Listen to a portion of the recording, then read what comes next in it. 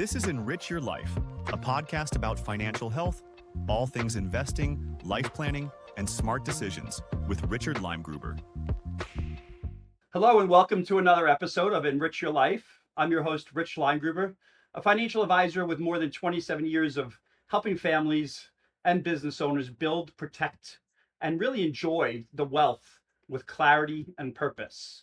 Today, we're diving into a topic that doesn't get nearly enough attention, but impacts everything we work so hard to build, and that's health planning. I've spent decades helping people prepare financially for retirement, savings, investing, and growing their wealth. Very few people take the time to plan for their health in the same way.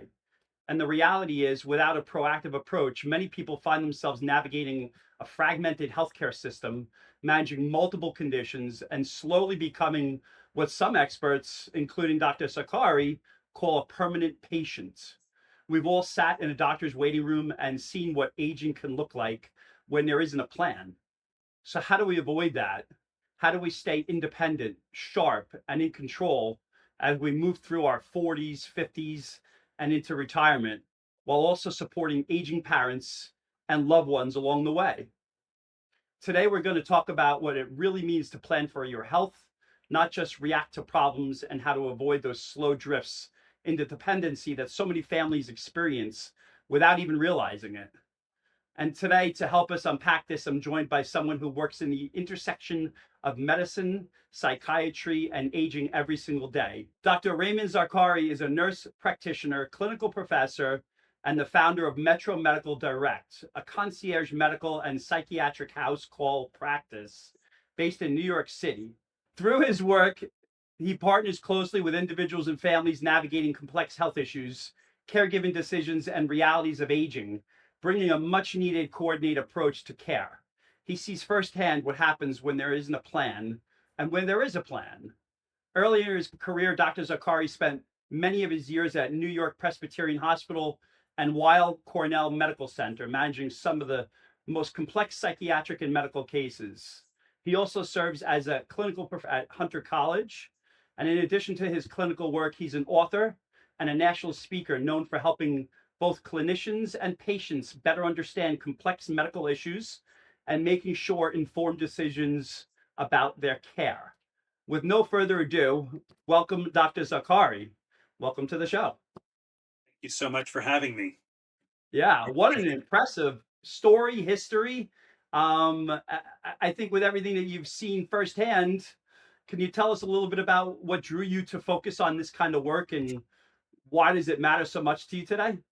Yeah, so I didn't come to this work deliberately as much as it was a frustration with the status quo of the current healthcare system. So in 2009, I had the unfortunate occurrence of having to be a patient and try the healthcare system on my own.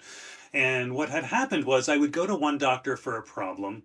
They would do an investigation and not address the primary concern, but find some other incidental finding in the process of that investigation, and then refer you to a specialist who would do the thing that you were referred to them for, but part of their broad net, they would find some other incidental problem and refer you to a third specialist and order more tests. And meanwhile, the problem you initially came in for was never addressed. Everyone picked the new red flag, the new canary, the new shiny object, and they keep chasing that, but the initial problem was never dealt with. And what made it worse was these doctors weren't talking to each other. It's like once the referral was written, they were off to the next silo, and you are left to contend with it.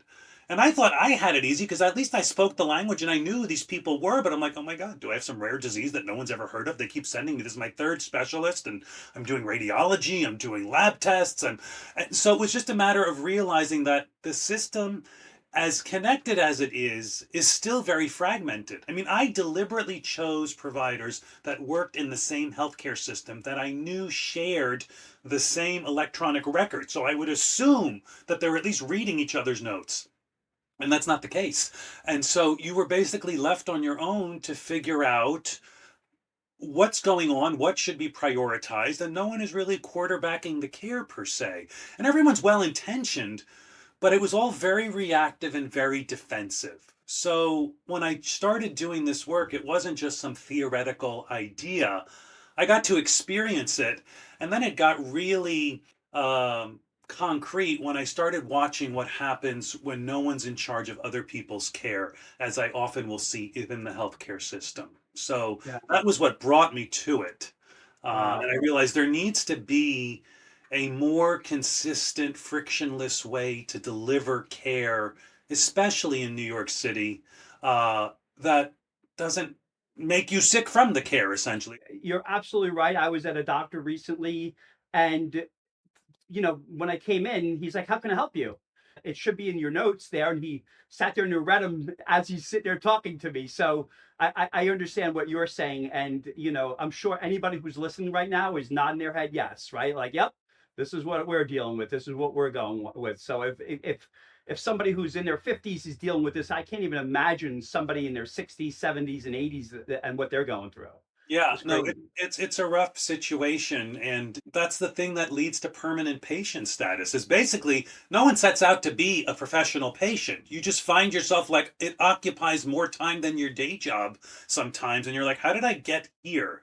Because most people are not becoming sick overnight. They're just getting sick slowly as it's drifting. And the other interesting thing, which people don't realize, is there are no instant answers sometimes. And as you go through the process, a new condition unrelated may develop, but because they've started this ball rolling with one chief complaint, there's nobody saying, hey, this is a new thing. We have to focus on this now, or this is a complication of this old thing, which we should pay more attention to. And so you kind of get almost like what the military has, they call it mission creep.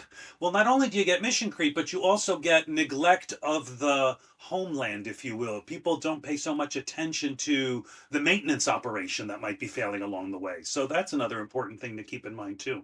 Most people spend decades planning financially for their retirement, right? And that's kind of what I do on the reverse side of what something that you're doing, which is helping with their health. And no one really plans for how to stay healthy enough to enjoy it, right? So, how does somebody go from being an independent to becoming what you call that permanent patient? So this is not someone who's suddenly sick. This is somebody who has basically lost control of the direction of their care, right? So it might start subtly. One medication. So suppose, you go to your doctor and you have high blood pressure and he starts you on a medication, let's say lisinopril, nice generic name, no one's going to be offended. And then, in a month or so, you notice that you have a cough. Well, it's after hours, so you do like an online or an urgent care visit, and they start you on, say, an antihistamine.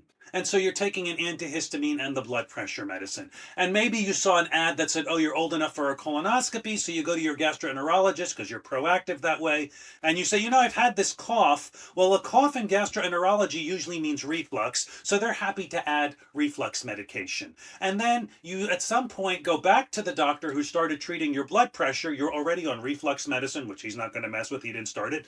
You're on allergy medicine, which most people think is benign. You're on blood pressure medicine. He says, but your blood pressure is not really well controlled well enough. Why don't I send you to, say, a renal doctor?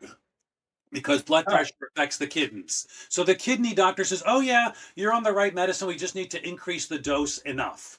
Fine, because that'll protect your kidneys. But you're still coughing.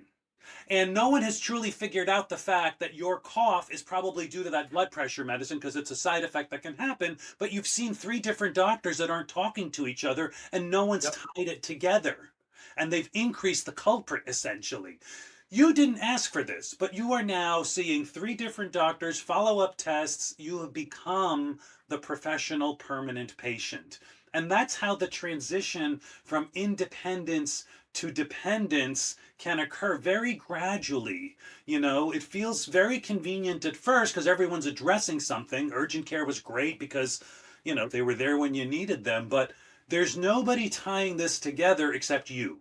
And hopefully you're Right. tying it together. But that's how this mission creep happens and you become this permanent patient. So, we hear about people resisting wanting to spend money on proactive care, right? But oftentimes, maybe they don't even know what that proactive care should be. So rather than relying heavy on insurance later on, what do you think somebody could be doing to actually be proactive as far as when something does happen, where all of a sudden a doctor tells them, well, you have high blood pressure, you should be on this medicine. I mean, is it too late, foregone there to do some kind of active or proactive care, or are you ba- bound to the system now? No, it's not too late. In fact, blood pressure is one of those culprits because it has no real symptoms initially. So it's often found by mistake. So, one, being proactive means at least getting a physical once in a while so someone can check your blood pressure or, stick your arm in the pharmacy machine once in a while and trend it. But that's being proactive, is actually making the time to get checked.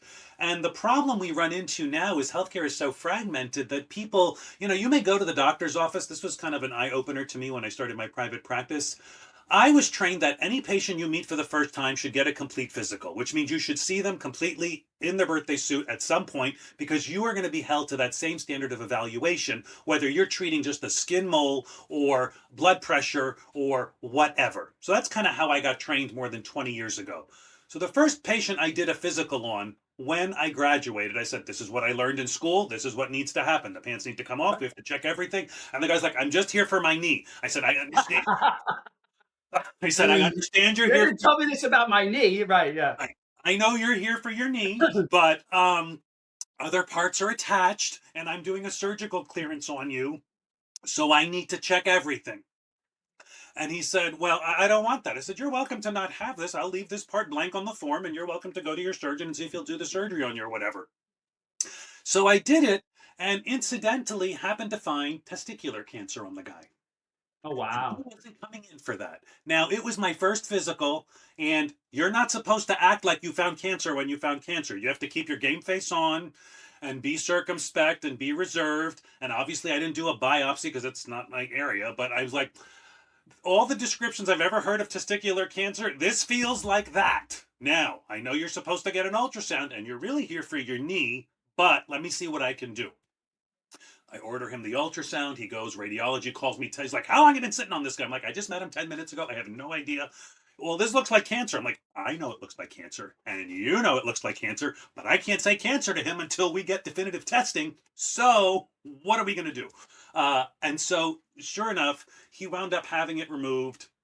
It actually saved his life because it's highly curable if you catch it early enough. Right. Eventually, he had his knee surgery, and he called me 3 months after the fact saying, wow, I think you saved my life. I said, glad to hear it. Who is this? And but suffice it to say, someone needs to look at the whole picture. Someone needs Yeah. to be proactive and ask the uncomfortable question. I tell people now, look, for what you're paying me, do you want me to lie to you? Do you want me to give you half an exam? The exam will cost the same whether I examine all of you or none of you. You bought the time. What do you want done with this time? So Yeah. make the investment. People will spend hours planning retirement and vacations and whatever, but they spend zero time planning who's going to make a decision when you're confused in a hospital bed, or what am I going to do about these health maintenance things that I'm going to ignore? And I tell people, you ignore it long enough, it will go away. A lot of times I hear from clients, right? Like, well, how come you didn't go to the doctor and get that checked out? Well, my insurance benefits, or I'm not covered for that procedure, or So, what do you tell people who are afraid that if they go for something that their insurance is not covering, that they should still get the procedure, because just because you might not be covered for insurance doesn't mean that you shouldn't be checking out an illness or a risk that you might not be aware of, right? Yeah. So let me Yeah. just say this about insurance. Insurance is not all bad. What No. insurance did is it had forced us to make sure that what we were doing was truly evidence-based. And they have very good number crunchers at the insurance company that say, bang for the buck, is this worth treating? Does the research support treating this sort of thing? So what you need to figure out is how to get the insurance company to work on your side. And the way you do that is, first of all, you establish a relationship with someone that's going to get to know you, that can document your history clearly over time. Because what they're looking for essentially is this an incidental finding that doesn't have real significance, or has this been a pattern that's been evolving? Well, you can't say pattern evolving if no one's been observing. So someone needs to observe and properly document and properly refer to the right subspecialist, right? Because that's where these things eventually do get covered. But if you walk in the door and say, I hurt my knee, I need an MRI, the answer is likely going to be no. And the reason it's no is most knee injuries don't need an MRI. They may need an X-ray. Likely not. They may, but they may not. Because remember, you walked into the office. Mostly what you need is probably a physical therapy referral, but that means 2 to 3 sessions a week where you need to clear your calendar and do it. No one wants to invest that amount of time. So what do? You ignore the physical therapy. You come back 3 to 4 weeks later and say, my knee still hurts. Your knee still hurts, quote unquote conservative management that we really didn't do, didn't help the knee, but now you're at the second visit, this justifies an X-ray. X-ray is going to be normal or show a little arthritis. I recommend these pain medications and physical therapy, which you're not going to do because most people don't do anything that requires consistency. You come back now 8 weeks later, well, now it's persistent, and now I can justify an MRI. That's the problem. You have to demonstrate this stepwise approach that you proceeded. The MRI is going to show degenerative joint disease, which there's nothing we're going to do about unless you need it replaced at some point down the road. That's the problem. A lot of this is proactive. Now, in that time, I should be saying we need to work on your weight loss. We should control your blood pressure because these pain meds can affect it. And nobody's making this kind of investment. The other thing about insurance is if you think of it like car insurance, that routine maintenance stuff, which is routine and predictable, you should probably just pay for that out of pocket because you can get it done on time and you don't have to wait 6 months for the first available appointment. Insurance is something you have that you hope you never have to use. It's like the backup plan for the emergency, right? You have life insurance. We're not hoping you die, but if you do, there's money to fund your family, right? It's like a car insurance. We don't drive around aiming at people so I can use my insurance, right? We don't do that. The goal is in case, God forbid, you hurt somebody, there's a plan to cover. And kind of the same thing for health insurance. It should be for the stuff you can't predict, like emergency room visits for real emergencies, surgery, cancer, heart attack, stuff like that. But your routine physical, your blood pressure exam, your prostate health check, that stuff is routine, predictable stuff. You can say twice a year, however many dollars a visit, I can plan that. It's cheaper than my streaming services. Let's do that.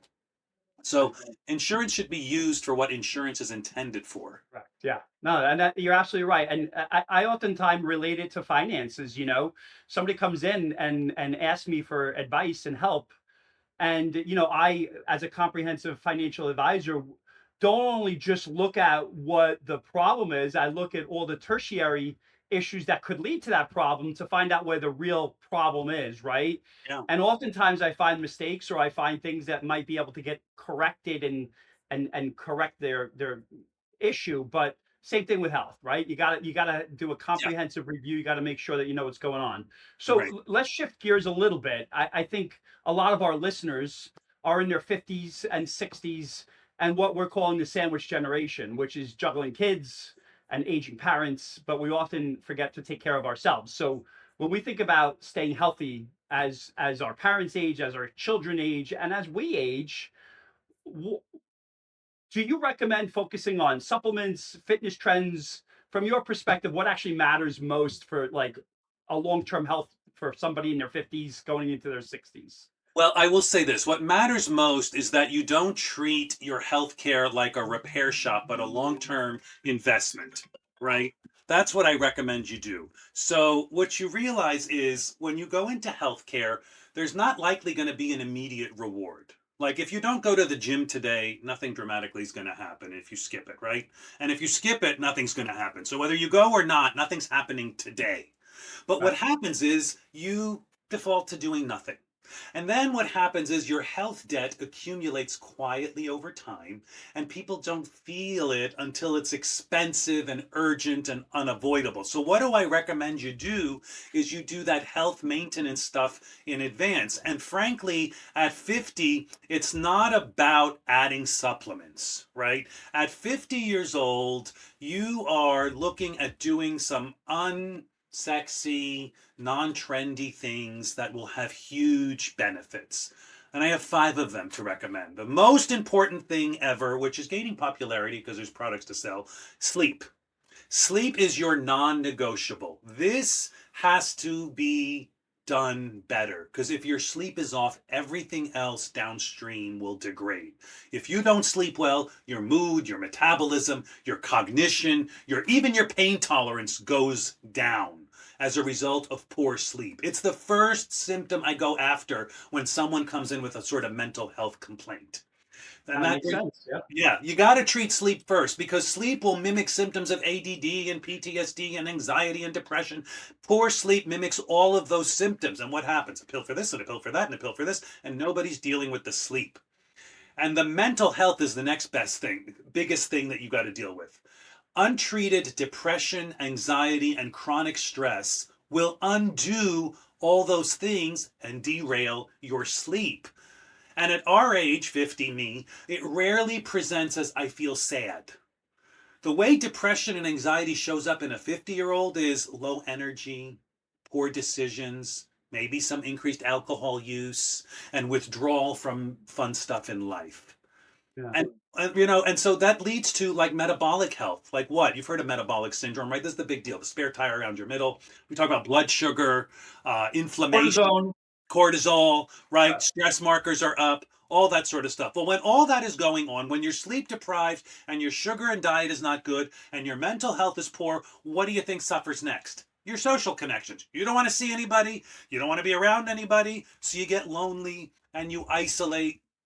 Or worse, you surround yourself with the wrong people and they suck the life out of you. And so you Yeah. further decline. And the last thing you want to do is get out of bed. So certainly you're not going to the gym, which means your movement is diminished, right? What So what about somebody who considers themselves an introvert though and doesn't like to do that their whole lives? Like they never like to go out and be social, and then all of a sudden they're in their 50s and this happens. So, couple things. Introvert does not mean you don't like to socialize. Introvert means your batteries need recharging with time alone. Okay. Introverts also need people. So, you may not need a group of 10, but you could meet with one or two other people. People need people. There's no such thing as I don't need anybody. If you don't need anybody, there's a problem that we're not addressing. And if you have anxiety about meeting people, well, maybe that should be contended with. So Absolutely. introvert means you still need people, but it just means you need more time alone to recharge your batteries. Compare that to the extrovert who says, "Oh, people give me energy." Okay, that's not the introvert. It's a different Yeah. it's a different shift there. It's not to say you're a loner your whole life and that's it. People need people. Yeah. So, we don't talk about mental health enough, right? And mental health is something that, like you said, the word anxiety is thrown out there a lot, and everybody's got anxiety. Is anxiety sitting in traffic on the way to work, or is anxiety, the fact that you have a pile of work sitting on your desk and you haven't been able to get it done? So I'm assuming anxiety can come in all forms, right? And Yeah. in mental health is in older adults is obviously something that we need to talk more about, right? So in Yeah. your work, yeah, you mentioned addiction, right? The alcohol, the drugs, right? Uh, So you work at the intersection of medicine and psychiatry. So how do you see stress and mental health showing up in physically as people age? So I'll tell you, the reason I got board certified in psychiatric mental health, my initial plan was never to do psychiatry. I started this practice as a convenience medical house calls practice, ideally for busy working men who don't have time to go to the doctor.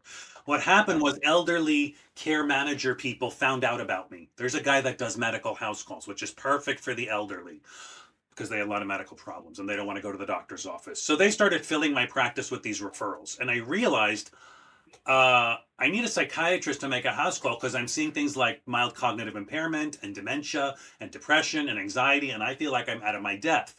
Well, I could not find a psychiatrist to make a house call in 2010, 11, 12.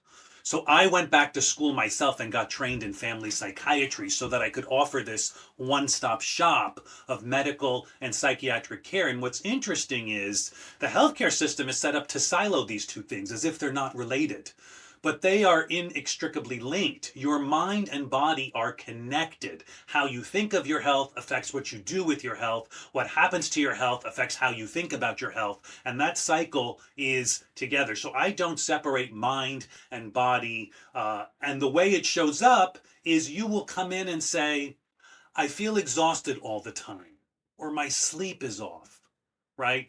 Well, if you go to your primary care, they're going to do a medical workup. If you go to the psychiatrist, they're going to investigate depression. They may never talk to each other and they may both find something. So, who's the one that finds the two commonalities?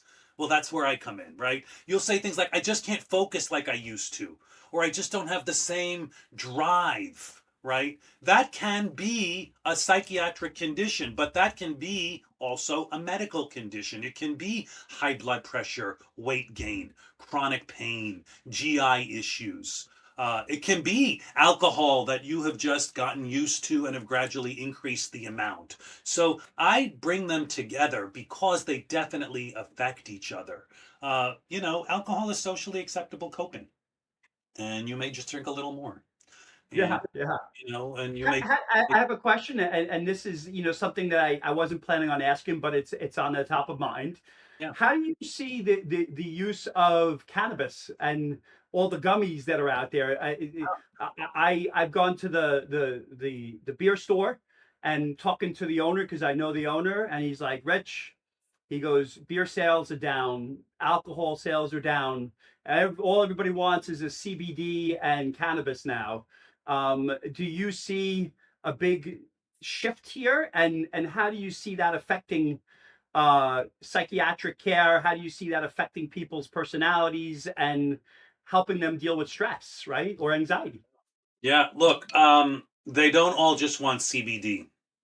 What's Sure. happening is they really want the THC, which is the psychoactive property.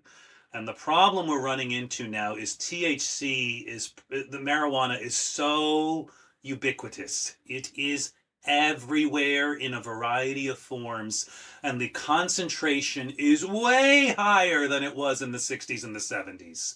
So there is a prescription form of THC called Marinol, and we used to prescribe this in the late 90s, early 2000s for people who had a wasting disease like, say, cancer or HIV where they weren't eating. And the purpose was to get them to stimulate their appetite to eat. That dosage was 5 milligrams. Your average gummy, 30, 40, 50, Wow. 100 milligrams. Wow. And so that is much higher. And for someone who's naive to it, it's not like you worked your way up. That's where you started. Where are we going to go? Wow. The other problem with this is it comes in vape. So people can just vape THC all day long and it has no smell. Yeah. So they're not lighting the joint, they're eating the gummy, they're THC vaping. And so the dose is high. And the problem is, unlike alcohol, it doesn't clear as fast. Alcohol is routine, predictable. You clear 35 grams an hour through your liver. We know it's going to go away in, a couple of hours after you consumed it. THC, you may not feel high or buzzed, but it attaches to the fat. And it's in Yeah. your body for days and weeks and months because you don't just do it on Monday, you do it Monday and hit again on Wednesday, Friday, Saturday, and then every day. And who I see doing this more so, believe it or not, is the teenagers, which is horrible because their brain is not getting a chance to develop off of psychoactive substances. Yeah. I have people coming in their 30s saying, yep, I've smoked marijuana every day from the age of 15 and I am 30 now.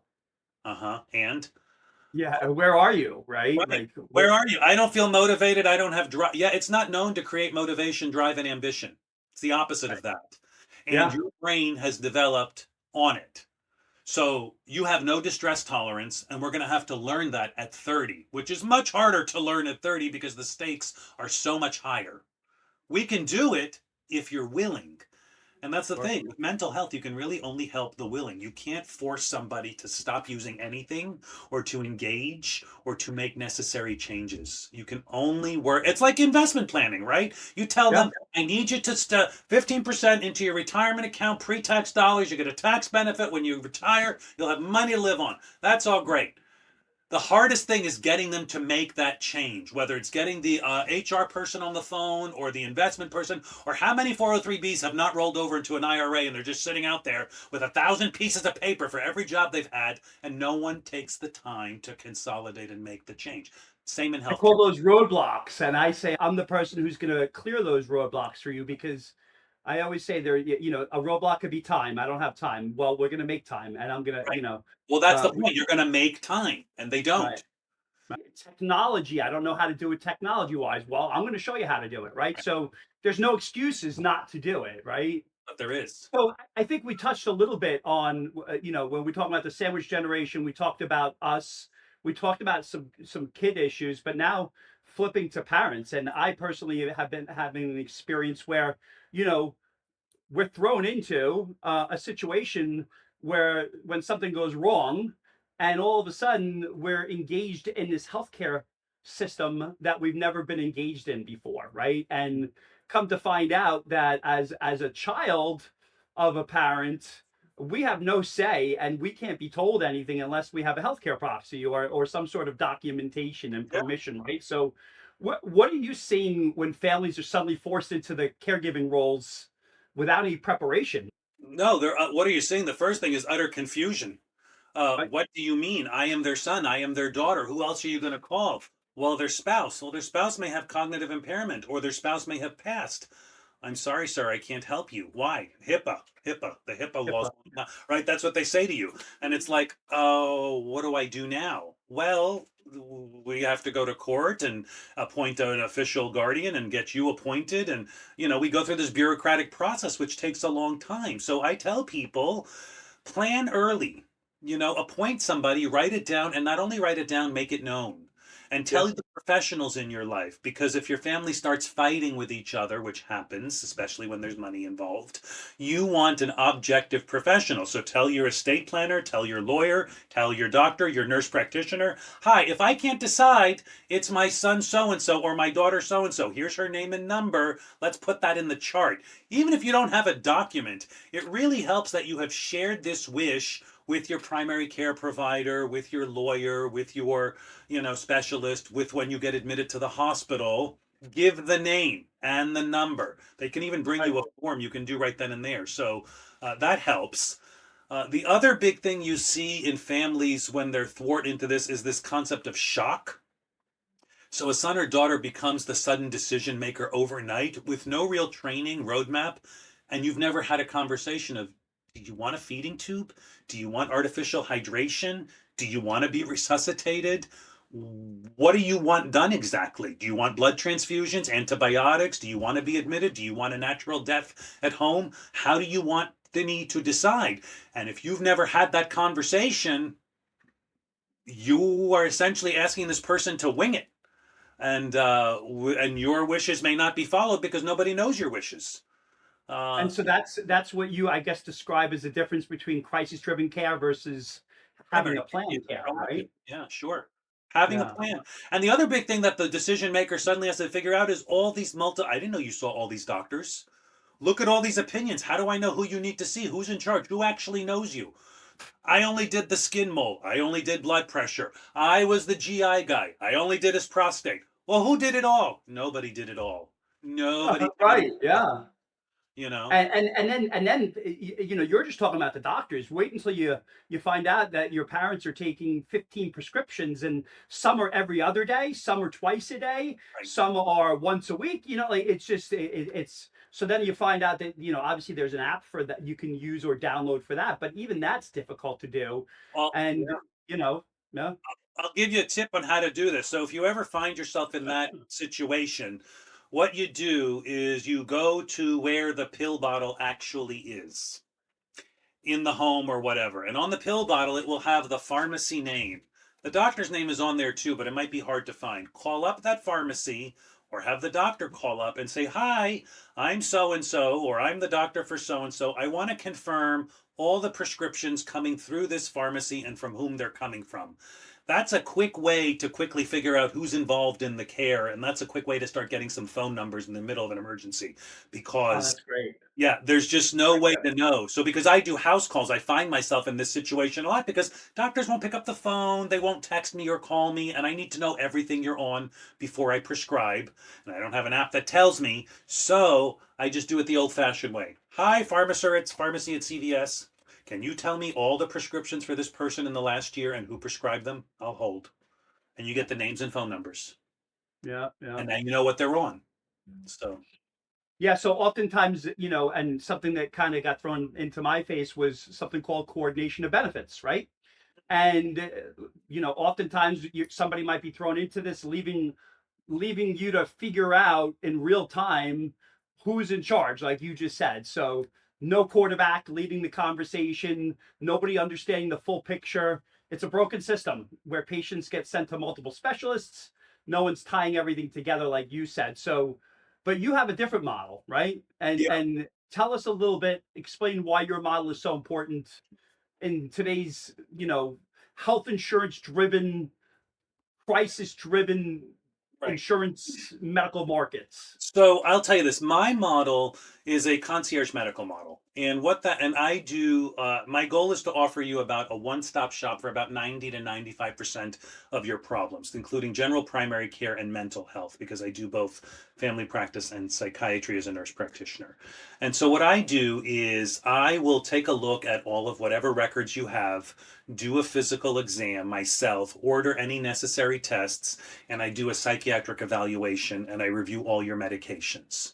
I do that, and the goal is to figure out where do we stand now and to have a really good conversation about what would you like done and what is your plan. So within the first 3 visits, we're going to cover your major issues and talk about end of life planning if you're an elderly person. Even if you're a young person, end of life planning can happen at any time. And you're going to tell me who your decision maker is, what are your desires about resuscitation, hydration, defibrillation, all the major stuff that you hope to never deal with, but we want to have a plan in place. And we document that so that if anyone ever calls, I can say, yes, we had this conversation on June 15th about this, and this is what they want done. I'm a professional. You have me on the phone. I have it in your record. We're good to go. And then what happens is we prioritize what problems need to be addressed and in what order and to what degree, right? Because sometimes we realize many of these conditions are not curable, but we can certainly slow the decline and we can certainly reduce the impact on your daily life. And so if you decide to follow with me, then I will see you proactively 1 to 2 times a month. And it doesn't even have to be that detailed or involved. It's a matter to keep checks. It's a matter to say, did you pop into an urgent care and forget to tell me? Are you suddenly on a once a week medicine that you forgot to mention? Do you have any tests that are pending? Are you doing your maintenance? Are your doctors, specialists talking to each other? So basically, it's a quarterback that keeps you on track, that if all is going well, our sessions don't need to be long. But if something goes wrong, you can pick up the phone, call me, text me, and you can talk to somebody that knows you rather than having to reintroduce yourself to whoever's covering the ER, the urgent care, the telehealth, the one covering for your doctor that day. They don't know you, really. So it's helpful. People really want to be known. And I will know you both physically and psychologically. And I will see how you live. So I can tell what matters and who matters to you. Because you're inviting me into your home to do this. So that's a very personalized, intimate form of care that's just not readily available. And it's not reactive. It's very proactive. In the 7 years I've been doing this, I don't send people to the emergency room. I send people to the emergency room twice that were needing to go. Twice. Because why? Because I see you enough early enough that we mitigate stuff in advance. I'm hopeful that the medical world changes more back to what you're doing, because I think that's what our parents and grandparents used to have, right? Home, somebody comes to the home, and then all of a sudden somebody thought of this grand idea. Let's put a building together. We'll put all the doctors in the same building, and we can just refer them back and forth to one another. And it's segmented what we're dealing with today. So I think what you're doing is probably something that's going to be a lot more well received than what our current situation is in the medical fields, That's right? not going to work for everybody. And the reason it's not going to work for everybody is this insurance model is still very entrenched. My model really works well for the proactive person. This is not a reactive model. And the problem is, I don't have a shiny piece of plastic to hand you at the end of the visit. You may not get a pill from me. In fact, we may reduce your medications at the end of a visit. You may hear from me, you should probably start doing Pilates 3 times a week rather than me having to wait to send you to physical therapy when something is injured. You may hear from me, I need you to go do sauna and steam room a couple times a week to work on your stress management. You may hear from me, I would like you to see this nutritionist. The problem is the healthcare system needs something to happen before they pay for this stuff. I am going to offer it to you in advance, but you might have to pay for it out of pocket. And now the decision is this financially worth it? Well, you decide. Do you want to have a sloppy first half that you're doing a Hail Mary defense at the end of your life? And a lot of times we are, frankly, because, at Sure. 50 years old, you're in the second half at that point. But the defense will get more intense, and you could burn $1 million in the last 2 weeks of your life between hospitalizations and care and specialists and meds. We're It's trying to very true. prevent that. If you Yeah. want a I mean, legacy, you look at somebody in a, in their 80s, and one person could be walking fine, and the yeah, other person's like barely surviving in a wheelchair. yeah, And I've been told if you look at their history, the one who's walking has always walked and has always maintained and right. has always got up and gone places. And the one who's in a wheelchair, looking like he's got a couple of days left, has done none of that. So I think exercise and mental exercise and all the things that you're saying that maybe we don't realize because maybe we're busy at work every day and we don't realize self-love is important, right? Yeah. It might take a Dr. Zakhari to remind us that these are things that we should be doing to prevent having to get Yeah, insurance like if payments. I tell someone, look, the going rate for a therapy visit right now in the city is anywhere from $300 to $400 a session. Okay, Mhm. that's a weekly talk therapy session with a social worker, an experienced social worker. That's about what it's going for now. If I told you to see a personal trainer 3 times a week for about 100 to $120 a visit, that is far more beneficial to you, likely, than me getting you to ruminate about your negative feelings and your thoughts. I'm not saying there's not a need for talk therapy, but in the 50s and you're functional and you're going, what there is a need for is a carve out of time where you're not constantly reacting to your schedule and you get to practice blocking time to do something that's giving you both physical and mental benefits, where you're practicing deep breathing and resistance training and you're working on two things at once and you're not alone. You're socializing. You see, there's a lot of secondary gain to investing in the physical health, like in a concerted manner, not a couple of miles on the treadmill and thank God that's over, I'll see you next week, right? There's a time and a place for both. And sometimes I've told people, look, see a trainer, please. It's better than seeing me. You'll get a bigger bang for your buck. There We you can sit go. here and talk once a week, but honestly, please get good physical exercise, good sleep, good nutrition, good hydration. And then let's talk about who irritates you. They may Yeah. irritate you less. Why? Because you build capacity. You now Sure. can tolerate more nonsense because I can't get rid of the nonsense. It's always going to be there. So, what I need to do is build your capacity for nonsense so it doesn't phase you anymore. Well, I mean, this has been a great conversation so far, but as we have to wrap up, unfortunately, is there one piece of advice you can give our listeners before we leave that you think is very important to understand?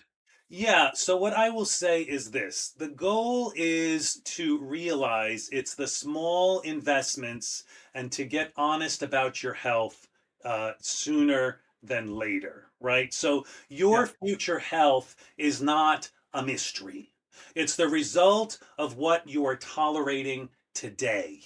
And that's really what you're going to notice down the road. So take control of it while you still have the advantage if you want to avoid becoming a permanent patient. Don't wait for a problem in order to take your health seriously. Do it on your own terms now. Great advice. Love it. I absolutely love it. I wish I listened to you about 10 or 15 years earlier, but I am on that journey. I am at that, I'm 51 years old, and I've changed all of my ways probably over the last 2 years. Should have probably started 10 years ago, but you're absolutely right. We get this midlife crisis. Some people buy cars, some people work out, right? It all Yeah, depends. Some people go on vacation. So, but you're saying get healthy, figure it get out.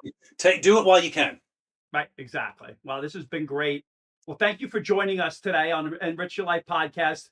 Can you let our listeners know if somebody's interested in speaking to you, how Yeah, they can reach out to you, how they can contact you, what your website is, and then we'll also put it in the notes for the podcast so they can just go on and yeah, copy great. and paste as well. Well, thank you. I am Dr. Raymond Zakhari, nurse practitioner, and you can find me at metromedicaldirect.com.